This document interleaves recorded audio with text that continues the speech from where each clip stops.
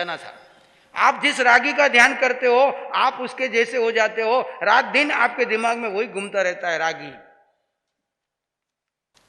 और सोते उठते नींद में सपने में वो रागी घूमता रहता है। जिससे भी आपकी अटैचमेंट है, चाहे वो व्यक्ति है, वस्तु है, स्थान है, और अनंत जन्मों में आपने किसका ध्यान किया। और रागी का ध्यान करोगे तो वैराग्य होगा, क्लेश होगा, झगड़े होंगे। जहां राग है वहां क्लेश है। कल भी मैंने बात बता दी, जहां राग है वहां जिसके साथ आपकी सबसे ज्यादा अटैचमेंट है, देखना हमेशा उसके साथ झगड़े होते रहते हैं। चाहे छोटी छोटी बात के ऊपर नोकझोंक क्यों ना हो, उसके बिना रह भी नहीं सकते और उससे झगड़े बिना भी। और एक समय आएगा कि आपको उसी रागी से वैराग्य होगा। क्या होगा? उसी रागी से आपके वैराग्य के लिए भी वही निमित्त बनेगा, क्योंकि उससे दुनिया भर की अपेक्षा रख रखी है। और जब कभी वो आपको धोखा देगा, या तो वो छोड़ के जाएगा या आप उसको छोड़ के जाओगे, या कोई ऐसा घटना घटेगी कि आपके और उसकी धारणा दूसरी पूर्व पश्चिम हो जाएगी, एक दूसरे की शक्ल देखने को। तब आपको भीतर से एक धक्का लगेगा कि मैं इसके लिए कितना समय बर्बाद किया, कितना इसको मैंने चाहा, इसके लिए मैंने कितनी ऊर्जा व्यस्त की, और क्या दिया इसने मेरे को। माँ बाप को वैराग्य होता है ना एक उम्र के बाद बच्चों से, जिनके लिए पूरी जिंदगी खपाते, 9 महीने पेट में रखते, बड़े करते, पढ़ाते लिखाते, अच्छे से अच्छी शादी कराते, पढ़ाई लिखाई में अपनी सारी पूंजी लगा करके उसको पढ़ाते कि किसी तरह से मेरा बेटा ऊंची शिक्षा। और जब ऊंची शिक्षा पाके नौकरी पा लेता है और उसकी मनपसंद लड़की लेके आता है, और वो कहता है हम तो तुम्हारे साथ नहीं रहेंगे, हम जा रहे हैं, और शक्ल भी नहीं दिखाता, फ़ोन भी नहीं करता, पैसा भेजना तो दूर रहा, बाप कर्जे में डूबा हुआ है, 20-25 लाख रुपए उसकी पढ़ाई पे लगा दिया, अब वो अपनी सारी तनख्वाह लेके अपनी बीवी के पीछे नाच रहा है, बाप की तरफ देखता ही नहीं है। तब बाप को राग होता है कि वैराग होता है? कि कैसे राग में आकर के उसने अपना सब कुछ लुटा दिया, सर्वस्व लुटा दिया, कर्जे में डूब गया। अब पिता कर्जा उतार रहा है, उसको नौकरी लग गई है, और बड़े शहर में जाकर के ऐशो आराम से रह रहा है, बीवी के साथ रहता है। अब न बापू को किस्त भेजता है, तो बापू कहेगा तुम्हारा फर्ज था, तुमने पढ़ा दिया, इसमें कौन सी बड़ी बात कर ली। और ऊपर से क्या करता है, उस समय में राग के सामने आपको क्या पैदा होता है? वैराग्य पैदा होता है। अच्छा होता इस चक्कर में मैं नहीं पढ़ता, क्यों मैंने इस मोह में पढ़ करके इतना बड़ा संसार बसाया, हाथ में क्या है। देखो अधिकांश लोग यहाँ बैठे हैं ना, उनमें से 90% लोग इस वैराग्य से गुजर रहे हैं।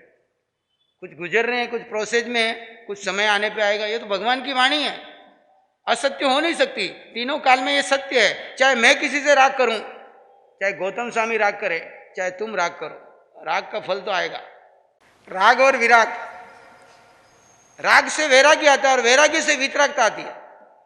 जब तक राग में डूबे हुए हो तुमको सब अंधे की तरह वही सब कुछ लगता है। परमात्मा जैसे उसको भैंस दिख रही थी, भैंस का ध्यान किया, भैंस बन गया, ऐसे तुम रागी का ध्यान करके रागी बन जाते हो। लेकिन फिर कुदरत झटका देती है, व्यवस्थित शक्ति कोई ऐसा संजोग बनाती है, उसको तुम बुरा मानते हो। बुरा मत मानो। जब भी ऐसा झटका लगे भगवान का धन्यवाद कर दो कि इस झटके ने मेरे को क्या कर दिया, जगा दिया। याद है कहानी तेतली पुत्र की आती है। उस कहानी में आता है कि उसकी पत्नी भिक्षा लेना चाहती थी, वो आज्ञा नहीं दे रहा था। बड़ी अनुनय विनय से उसने आज्ञा दी, तो उसने एक कंडीशन रखी, अगर तुम पहले मर गई, आयुष पूरा हो गया, तो देवलोक से आकर के मेरे को जगाओगे। उसने तो दीक्षा लेनी थी, कैसे तो भी हाँ करा ली, ठीक है। अब देख शादी बनने के बाद आयुष पूर्ण करके देवलोक में चली गई, इधर वो राजा बन गया। अनेक तरीके से उसको जगाने के लिए वो आए, देवी आई, लेकिन वो जागी नहीं, समझे ही नहीं, बात को समझने की कोशिश न करे। सब प्रयोग कर लिए उसने। अंततः उसने एक प्रयोग ऐसा किया कि उसको राज्य सत्ता से बाहर निकाल करके खदेड़ते खदेड़ते खदेड़ते जंगल में ले गई। ऐसी एकांत जगह जहां पे उसको कुछ ना मिले। जब वो एकदम मरणांतिक स्थिति में खड़ा था, ऐसे समय में उसने दर्शन दिए और कहा, तेरा वायदा पूरा करने के लिए मैंने अनेक प्रयोग किए, पर तुम जागे, तो अंततः ये प्रयोग करना पड़ा। तो आपके साथ जब भी धोखा होता है ना, तब धन्यवाद करना परमात्मा का कि अब जागने का समय आ गया। इतने दिन में सोया हुआ था, जब एक्सीडेंट होने लगे और 1 सेकंड पहले आपको बचा दिया, तो समझ लेना धर्म ने मुझे बचाया है और अब मुझे जगा रहा है कि अब 1 सेकंड के बाद तुम्हारा अंतकाल होना था, लेकिन धर्म ने तुमको बचाया है। अब शेष जीवन किधर बिताओ, लेकिन उसको भी बफर बना करके 2 दिन के बाद वापस वैसे ही नहीं हो जाना। उस समय में तुरंत अंतर्मुखी हो जाना, सोचना, चिंतन करना कि एक क्षण में आयुष गई होती तो मेरा ये मनुष्य जन्म का क्या होना था।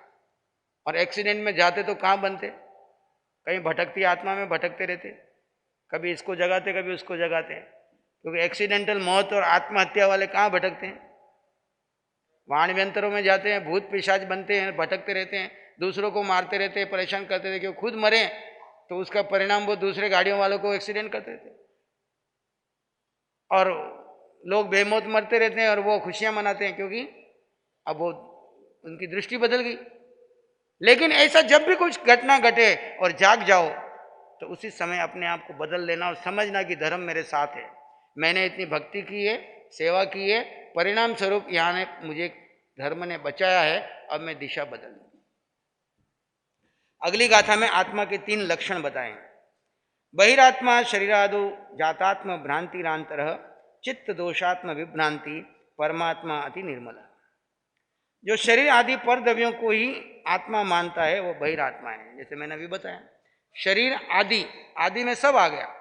शरीर में क्या, खाली ये शरीर नहीं, मन वचन काया बुद्धि चित्त संस्कार अंतःकरण सब इसमें आ गया शरीर में। और आदि में शरीर से जुड़े हुए सारे संबंध, रिश्ते, नाते, परिवार, पैसा, पद, प्रतिष्ठा सब आ शरीर आदि। पर द्रव्यों को ही आत्मा मानता है। शरीर पर है, शरीर से जुड़े हुए जितने भी मेरे मेरे मेरे आप कहते हो, बेसिक शिविर में आपको बताते हैं जितना मेरा मेरा है वो सब पर है। और एक मिथ्यात्व क्या है, मेरी आत्मा, ये मिथ्यात्व है।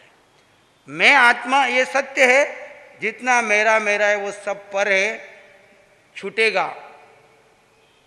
वो छूटे उसके पहले तुम छोड़ दो, वो छूटे उसके पहले तुम छोड़ दो। कैसे छोड़ोगे, ज्ञान से और ध्यान से। कैसे छोड़ोगे, ज्ञान से और ध्यान से उसको अलग कर दो कि ये सारा पर है, पर था, पर ही रहेगा, इससे मेरा कोई संबंध नहीं है। मन में उत्पन्न होने वाले राग द्वेष आदि दोषों को जो हे मानता है, तो आत्मा के शुद्ध स्वरूप के विषय में जो भ्रांति रहित है वो अंतरात्मा है। बहिरात्मा कौन हो गया, अब अंतरात्मा कौन है। अंतरात्मा कौन, जो आंखें बंद करके ध्यान में बैठोगे और आपको अपना अंतःकरण दिखाई पड़ेगा। मन में घटना तो बाहर घटती है और अंदर में राग द्वेष होता है। मन में उत्पन्न होने वाले अंदर के जो राग और द्वेष हैं, उन राग और द्वेष को हेय मानता है। राग द्वेष आदि जितने भी दोष है, आज मैं भरा हुआ हूं राग द्वेष से, घटना को देख के राग द्वेष आ रहे हैं और मुझे दिखाई पड़ रहे हैं, पर अंदर से मैं ज्ञान से ध्यान से हेय मानता हूं कि ये उपादेय नहीं है, इनको मुझे छोड़ना है, इससे मुझे बाहर निकलना है। अभी तक तो बहिरात्मा तो क्या मानता है, इसको उपादेय मानता है। राग द्वेष नहीं तो संसार कैसे चलेगा, घर में है तो राग करना ही पड़ेगा, राग नहीं है तो संसार कैसे, संबंध कैसे चलेंगे, और होकर के अधिकार से राग कर रहा है वो बहिरात्मा। अंतरात्मा जिसको आत्मबोध हो गया और समझ में आ गया कि ये राग द्वेष आदि पर हैं, ये विभाव हैं, ये हैं, इनको मुझे छोड़ के इससे मुझे बाहर निकलना है। आज नहीं निकल पा रहा हूं, मेरी कमजोरी है, लेकिन इसको हे को हे मानता हूं। दूसरा क्या कर रहा है, हे को उपादेय मान रहा है। आप द्रव्य हिंसा के लिए बहुत सजग है। द्रव्य हिंसा को से बचने के लिए जैन समाज में कितने भेद हो गए, संप्रदाय भेद, चित्रम दिगंबर भेद, स्थानकवासी भेद, तेरापंथी भेद, सब बेसिक किसके ऊपर, हिंसा को लेके हुए। सूक्ष्म हिंसा, स्थूल हिंसा, उसको लेके। लेकिन इसको लेकर के भाव हिंसा कितनी कर रहे हैं। जब 2 परिवारों के अंदर मनभेद हो जाता है, 2 संप्रदायों में मनभेद हो जाता है, 2 गुरुओं में मनभेद होकर के 2 परंपरा नहीं खड़ी कर देते हैं, और फिर हर जगह राग द्वेष पैदा करते हैं।